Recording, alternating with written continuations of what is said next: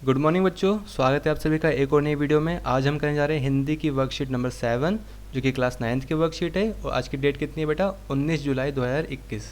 ठीक है। आज की जो वर्कशीट है इसके अंदर हमें क्या दे रखा है बेटा? यहाँ पे एक काव्यांश दे रखा है, एक कविता का एक अंश दे रखा है, उसको पढ़कर हमें प्रश्नों के उत्तर देने हैं। यहाँ लिखा भी है, निम्नलिखित काव्यांश को पढ़कर नीचे दिए गए प्रश्नों के उत्तर दें। पहले चलो काव्यांश पढ़ लेते हैं। काव्यांश में लिखा क्या है?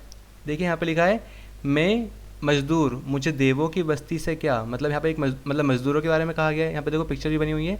मजदूर लोग क्या करते हैं? बहुत मेहनत करते हैं हमारे देश को बनाने के लिए। जितनी भी चीज़ें हम आसपास देख रहे हैं बेटा, बड़ी बड़ी इमारतें, बड़े बड़े पुल, ठीक है, वो सब मजदूरों ने नहीं बनाए हैं। तो यहाँ लिखा है, मैं मजदूर मुझे देवों की बस्ती से क्या, अगिनत बार धरा पर मैंने स्वर्ग बनाए। मतलब मुझे देवों की बस्ती से कुछ नहीं लेना देना, मैंने धरती पर ही कई बार, अनगिनत बार क्या बनाए हैं? स्वर्ग बनाए हैं। क्या लिखा है? अंबर पर जितने तारे उतने वर्षों से। अब अंबर पर कितने तारे हैं बेटा? अंबर पर तारे तो अनगिनत है, काउंटलेस है। सो अंबर पर जितने तारे हैं उतने वर्षों से मेरे पुरखों ने धरती का रूप संवारा। मतलब जितने भी मेरे पुरखे थे, मतलब पूर्वज थे, जितने भी हमारे पूर्वज थे, उन्होंने क्या करा है?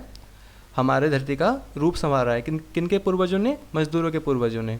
आगे दे रखा है, और अभी आने वाली सदियों में, अब आने वाली जो सदी आएंगी, मतलब जो साल आएंगे, मेरे वंशज धरती का उद्धार करेंगे। अब वंशज का मतलब क्या होता है बेटा? आने वाली संतानें, ठीक है। आने वाले वंश का जो एक ही वंश में उत्पन्न होते हैं उनको बोलते हैं वंशज। सो आने वाली सदियों में मेरे वंशज धरती का उद्धार करेंगे, ठीक है, धरती का विकास करेंगे। आगे दे रखा है, इस प्यासी धरती के हित में ही लाया था, ठीक है, हिमगिरी चीर सुखद गंगा की निर्मल धारा। मतलब जो धरती के हित के लिए, धरती के फायदे के लिए मैं क्या लेके आया था? हिमगिरी मतलब क्या होता है बेटा? हिमालय। हिमालय को चीर कर गंगा की जो निर्मल पावन धारा है उसको मैं ही मतलब हिमालय से लेकर आया। मैंने रेगिस्तानों की रेती धो धोकर, मतलब रेगिस्तान की जो रेत है उसको धो धोकर बंध्या धरती पर भी स्वर्णिम पुष्प खिलाए। स्वर्णिम मतलब सोने के, और बंध्या मतलब क्या होती है बेटा? बांझ धरती, इनफर्टाइल लैंड जो होती है जहाँ पे कुछ भी उगता नहीं है। सो बंध्या धरती पर यानी बांझ धरती पर ही मैंने सोने के पुष्प खिलाए। मतलब रेगिस्तान में भी इतनी मेहनत करने के बाद भी इन लोगों ने, इतनी मेहनत करने के बाद भी वहाँ पे सोने के फूल खिला दिए। मतलब कुल मिला के खेती बाड़ी को अच्छा कर दिया, मतलब कृषि को अच्छा किया है। अब ये तो बिल्कुल सिंपल थी, मतलब छोटे से मतलब पोएम थी, एक तरह की कविता थी, काव्यांश था। अब यहाँ पे कुछ दे रखा है कि कुछ क्वेश्चन है उसको हम सॉल्व कर लेते हैं। पहला दे रखा है कि निम्नलिखित शब्दों के अर्थ लिखिए। आपको इनके अर्थ लिखने। अगिनत मतलब क्या होता है बेटा? अनगिनत। यहाँ लिख दोगे अनगिनत, ठीक है। अगिनत माने अनगिनत होता है। धरा मतलब पता है आपको क्या होती है? धरती, भूमि। आप चाहो तो पृथ्वी लिख सकते हो, तो धरती लिख देना। धरा मतलब धरती, ठीक है।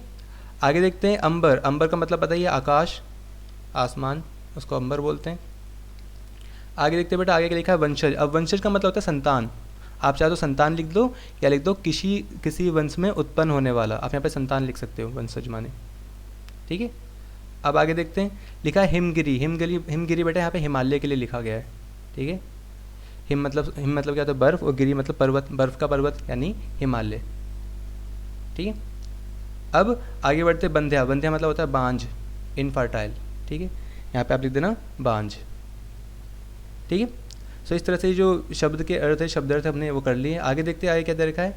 आगे यहाँ पे दे रखा है कि मजदूर द्वारा धरती पर स्वर्ग बनाने से क्या तात्पर्य है। तो इसमें आप लिख दोगे कि मजदूर मेहनत करके ही, यहाँ लिख दो मजदूर मेहनत करके ही इस धरती का रूप संवारते हैं। इस धरती का रूप संवारते हैं, ठीक है। तो लिखा मजदूर द्वारा धरती पर स्वर्ग बनाने का मतलब क्या है? इसका मतलब यही है बेटा कि मजदूर लोग मेहनत करके ही इस धरती का रूप संवारते हैं। मतलब बहुत सारी चीज़ें यहाँ पे बनाते हैं, विकास करते हैं धरती का। आगे दे रखा है, अंबर पर जितने तारे उतने वर्षों से। पंक्ति में कवि क्या कहना चाहता है? अब अंबर पर कितने तारे हैं बेटा? अंबर पर अनगिनत तारे हैं। आप लिख देना अंबर पर अनगिनत तारे हैं, ठीक है। इसलिए जो कवि का जो तात्पर्य है लिख सकते हो, यानी कवि का तात्पर्य सॉरी इसको इरेज कर लो हल्का सा। कवि का तात्पर्य लिख देना, अनगिनत, देखो यहाँ लिखा ना अंबर पर जितने तारे हैं उतने वर्षों से, तो लिखना अंबर पर अनगिनत तारे हैं, इसलिए कवि का तात्पर्य अनगिनत वर्षों से हैं, से है। ठीक है, ठीक है, इसलिए लिख देना यहाँ पे साइड में बीच में। ठीक है, इसलिए आएगा, इसलिए कवि का जो पंक्ति में जो लाइन लिखी है ना उसका मतलब क्या है, अनगिनत वर्षों से है। अब लिखा है उपयुक्त कविता में किन लोगों की मेहनत की बात करती है। सो उपयुक्त कविता मजदूरों की मेहनत की बात करती है। यहाँ पे लिख देना उपयुक्त कविता, लिख देना मजदूरों की मेहनत की बात करती है। ठीक है, आगे देखते हैं। लगा है कि उपयुक्त कविता के लिए उपयुक्त शीर्षक दीजिए, यानी कौन सा नाम हो सकता है, इस कविता का नाम हम क्या लिख सकते हैं। शीर्षक वाले क्वेश्चन देखो हमेशा ही आते हैं एग्जाम में, आपको पता है कि कविता के भी शीर्षक लिखने के लिए आते हैं। कई बार आपको एक छोटा सा पैराग्राफ दे देते हैं, आप उसका भी आपको टाइटल या शीर्षक लिखना पड़ता है।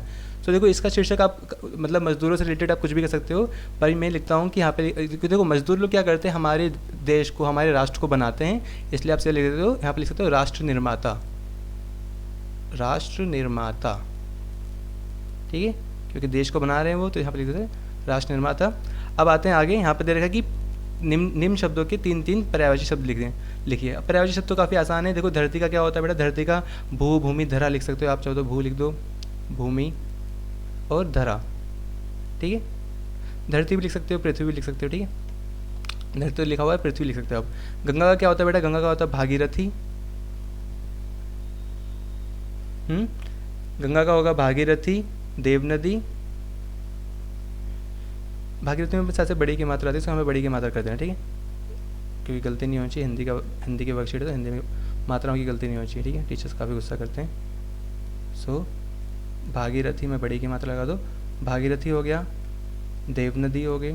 ठीक है, और इसके अलावा एक और लिखना है तो आप मंदाकिनी लिख सकते हो। मंदाकिनी भी क्या है, गंगा का ही पर्यायवाची शब्द है, मंदाकिनी। ठीक है, पुष्प की बात करते हैं बेटा, तो पुष्प क्या तो मैं बताइए, बहुत हम बचपन से करते हैं। एक तो होता है फूल, एक होता है कुसुम और एक होता है सुमन। ठीक है, सो फूल के भी इस तरह से आपको 3 पर्यायवाची लिख देने हैं। देखिए ये वर्कशीट काफ़ी आसान थी, आप खुद से भी कर सकते थे, पर फिर भी अगर कोई डाउट हो तो आप इस वीडियो को देख के अच्छे से आप अपने वर्कशीट को लिख सकते हैं। और ये जो कविता थी, ये काव्यांश था, ये काफ़ी अच्छा था। ठीक है, ये हमें काफ़ी कुछ सिखा रहा है। ऐसे काव्यांश, ऐसी कविता पढ़ के ना हमारा खुद का, हमारे माइंड का भी विकास होता है बेटा।